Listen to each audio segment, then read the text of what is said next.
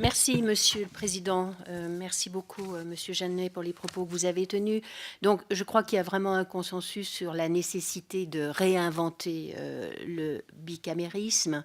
Et par contre, il y a aussi un consensus sur l'existence du bicamérisme. Mais je trouve que ce consensus, qu'il me semble que nous trouvons ici, est contraire à ce que ressent l'opinion publique. Il y a vraiment un divorce entre ce que pense l'opinion publique qui nous rappelle régulièrement dans nos circonscriptions que le sénateur ne sert à rien, le député aussi, mais le sénateur plus encore. Donc on doit quand même se poser cette question de l'atterrissage en quelque sorte du Sénat dans nos territoires. Et je voulais avoir votre point de vue là-dessus. Le deuxième, bien sûr qu'il faut réinventer le bicamérisme au travers du mode de scrutin, au travers de sa composition, s'agissant du Sénat.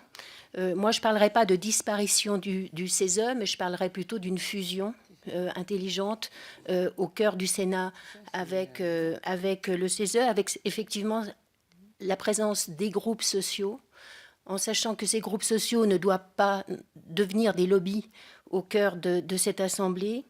Peut-être que pour éviter la présence ou le poids de ces lobbies, pourrions-nous avoir recours à un mandat d'un an, de 6 ans, mais non renouvelable pour les représentants des groupes sociaux. C'est également une question que je souhaitais vous poser.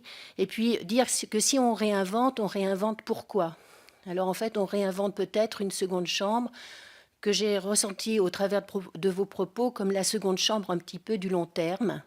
Et ça me paraît extrêmement intéressant que ce Sénat puisse être la chambre du long terme et la chambre de la représentativité avec les groupes sociaux.